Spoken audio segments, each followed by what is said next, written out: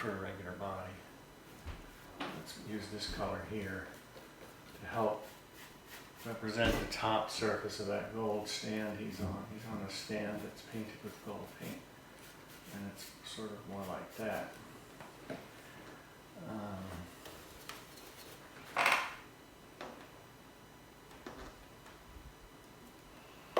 I'm going to switch to a smaller brush.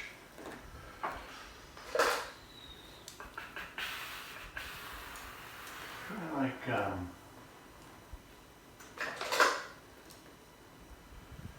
I don't know, maybe this brush here, fairly small.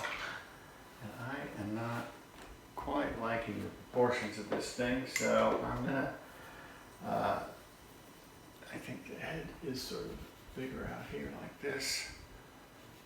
I think it's sort of about out there. Got some hair right there. And this thing, see, I'm not even using black here, but it's darker. That's all that matters for now.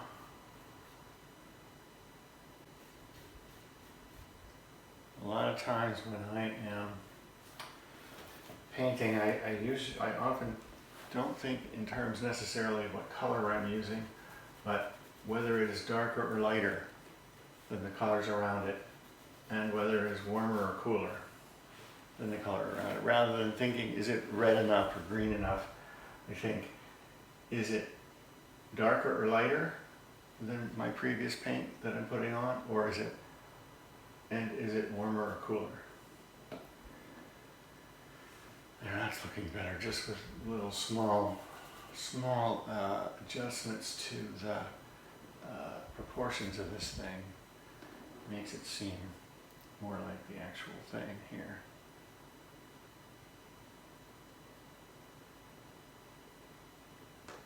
Still seems like maybe it's a little tall. I'm going to cut that down a little further. Which will also have the effect of making his head look bigger. Okay, so I wanted to get the proportions right before I started messing with any sort of detail, so that I don't have to then change the details. You know, if I had, let's say I had 20 minutes ago, I had detailed out that face a little bit and detailed out these pants a little bit, then I would have come along and realized the whole proportions were a little bit off anyway, and then changed the proportions, and then I have to go back and change those details that I had already done. So you don't want to, that's why you want to get the details in last and get the overall general proportions in first. Now I'm going to work on getting the black of the coat about right. So I am going to assume that the light, which is the light coming from the main light coming from this side, is warmer than this white. And I'm gonna play that up a little bit. I'm gonna exaggerate that just a hair for interest, make it more interesting to look at. So I'm gonna use my I need more burnt sienna and blue here. I'm going to take my blue, my burnt sienna, and I'm going to make this mixture heavy on burnt sienna and light on blue, so it is a warm gray. Not brown, that's kind of brownish. It really needs to be a warm. I'm going for the warm gray. Let's see if that'll do it. Maybe this brush, a medium-sized brush I'll use for this. Get it. This is a brand new brush, so it's a little stiff, so I'm just kind of loosening it up with the oil or with some Gamsol. There's sort of a warmish gray on the bright side of the creases of his pants. It looks like it kind of slopes this way just a little bit, and then when it gets here, it cuts back a little bit.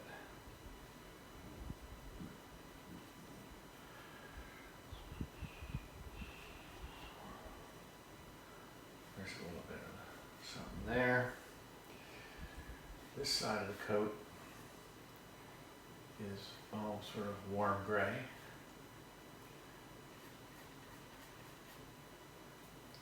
Warm gray. There's a seam down the middle there where a sleeve is, so I'm going to try to leave that sort of. Just kind of blows out a little bit there. And then where the light's really hitting it on top of the shoulder, that's the brightest part of that black. So the brightest part of his suit is sort of about there. I'm going to use some of the white that's already on the palette here and kind of brighten it up right there. Now, that's enough for now on the bright side, on the brighter side. It needs a little bit more work, not a lot. I'm going to leave it for now. I'm going to clean up some of this dark here just a little bit.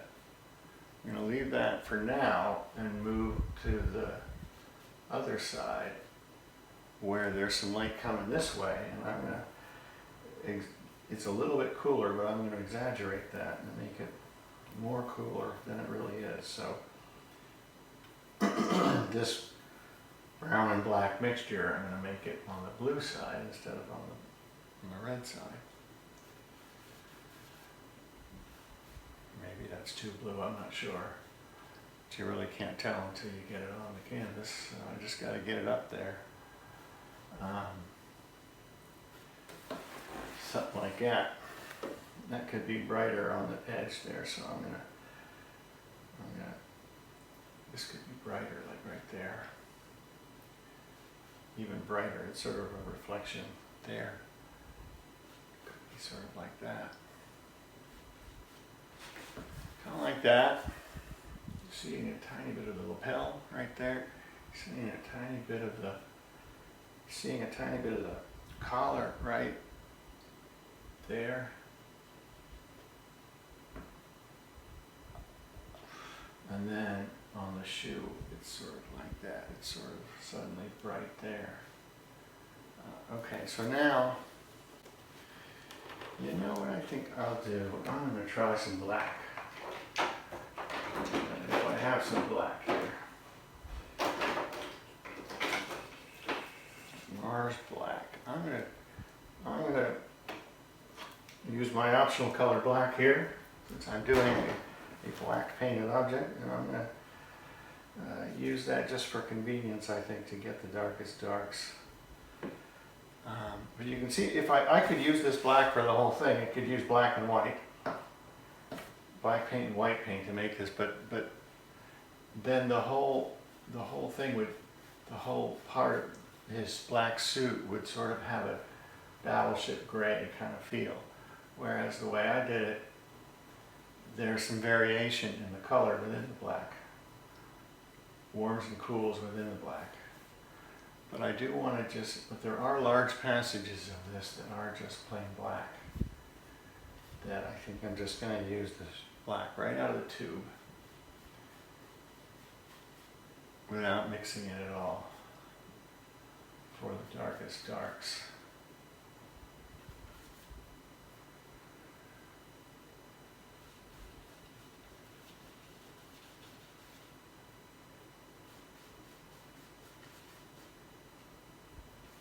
This whole area is pretty dark up there, but you still have a little bit of that collar right there. And that's kind of a gradual transition there. This is a real hard edge here where the crease of his pants are. But this is, right here, this is sort of curving around his torso, so it's real soft. So I just used the brush that I was just using, and I just kind of softened, just kind of hit it real soft, and just kind of blend that again. And then I've still got some paint on the brush here, not a lot, so that's good for this part where I don't really want a lot. I just want to kind of do that. And then down here near the bottom, the pants get darker. I'm going to have to fix up those feet a little bit. Feet were a bit messy. Maybe I'll do that now. Let's see, the feet is actually a dark that kind of goes like this. Sometimes it helps when you're rendering an object, a face or a body or anything, to try to ignore the fact that it is a foot or an eyeball or a nose that you're drawing or an elbow, and just make it shapes. Just look at the shapes, because you're biased when let's say you're drawing somebody's face. You already know what an eyeball looks like, or at least you think you do. And so you end up sort of drawing what you know an eye looks like. And you don't end up drawing that eye that's in front of you. And so if you try to forget that it's an eye and it's just shapes, it can sometimes help you draw that eye more accurately. You know, he's got a little collar, a little white on his collar, on his wrists. So I'm going to put a little white thing there. This one is more or less white. This one is catching the light, so it's more or less white right out of the tube. Now that I've got the white on my brush, I'm going to go do the rest of the white too. This is white right out of the tube, sort of right here and right here. So it's really as white as you're going to get. And also, to tell you the truth, there's a white. Oh, it's hard to get. I'll get a smaller brush for that. And then this white over here, this wrist over here, it's a white shirt, but it's in the shadow, so it's not it's not actually white. The color I use for it is going to be actually sort of a medium gray to represent the white in the shadow. Now, let's work on that face a little bit. I do need a small brush for this part, because those features, at this scale, those features are pretty small. I'm going to use, I start something like this, a complex shape. This is really, any face is really a complex series of shapes and shadows. What I do is divide it into two colors first. There's a light and there's a dark. The light side looks like this. It comes and hits over here too. It hits over here too. Doing the big shapes.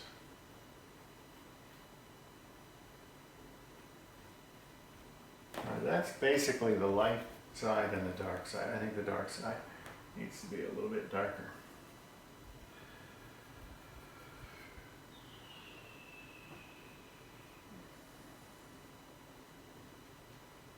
Basically, the light side and the dark side are like that.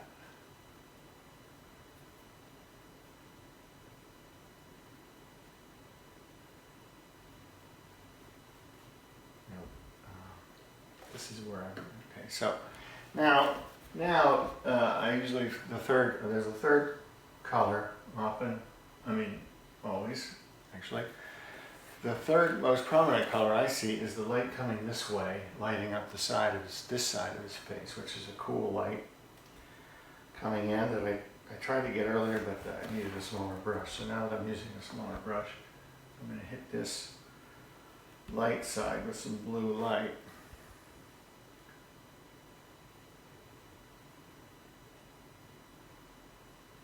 Sort of like that.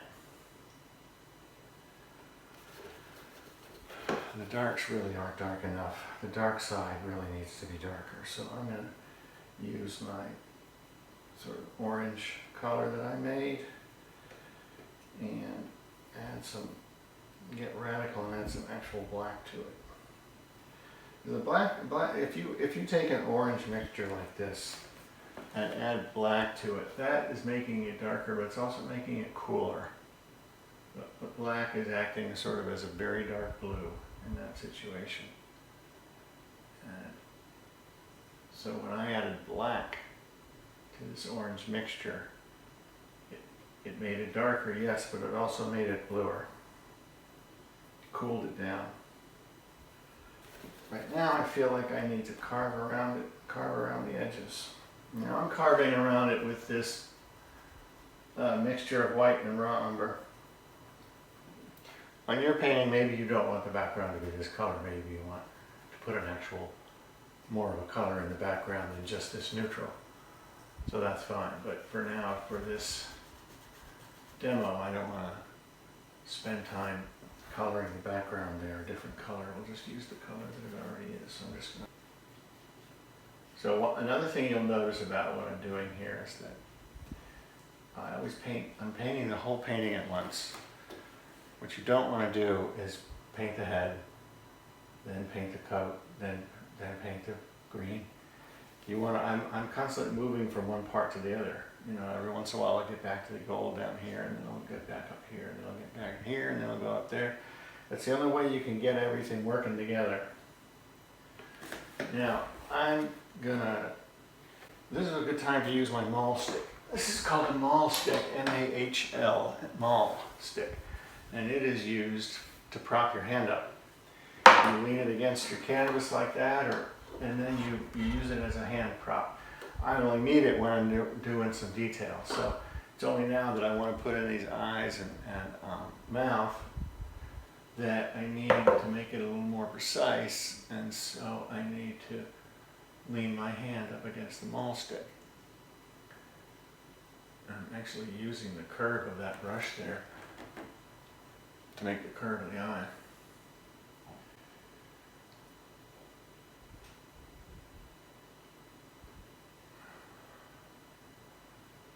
And while I've got that dark on my brush, since I've got this dark on my brush already, let me hit some of these.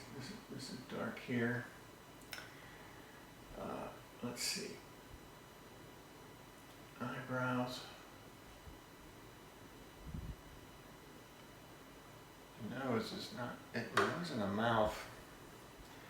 The mouth is kind of the same color as the rest of the face. I'm looking at this thing from sort of far away, and I can't see a lot of detail on that mouth. But there is a shadowed upper lip. The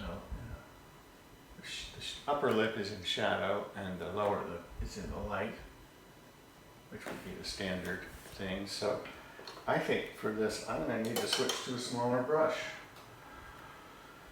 But as I always say, never use a small brush when a big brush will do.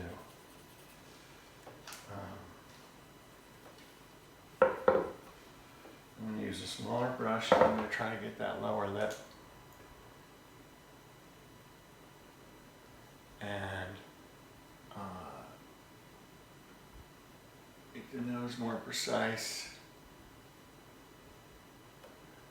The chin catches some light. This cheek over here is catching some light. Like that. And so at this point it begins to be sort of a series of pushing and pulling the paint. Pushing it this way, then pushing it back that way, almost like sculpting it out of clay. Really, there's a really bright, I'm using almost white right out of the tube almost, but when it hits here, it'll mix with what's underneath it a little bit, so that I get the brightest part of that head is here. And the nose, quite bright here. Nose.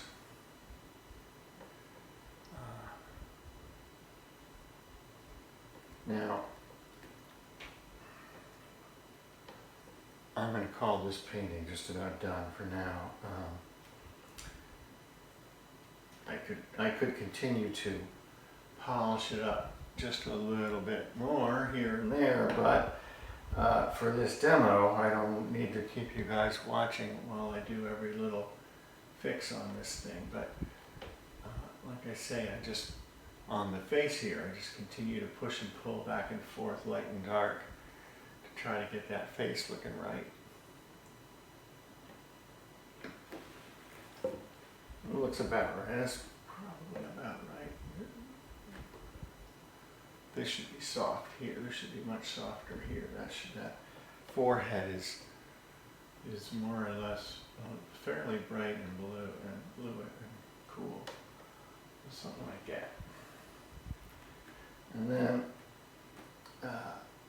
be a good time to hit some highlights on this thing. Like for instance, there's kind of highlights coming down this hat there.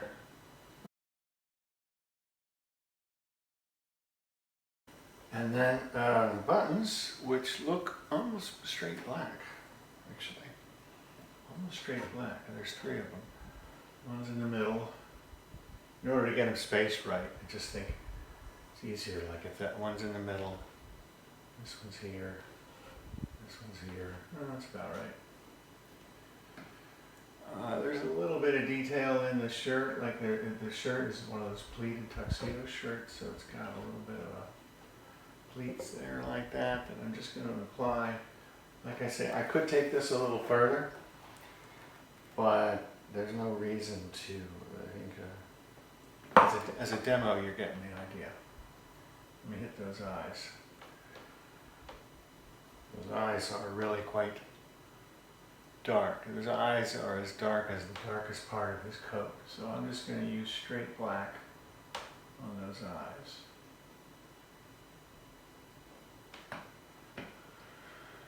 There's that weird curve.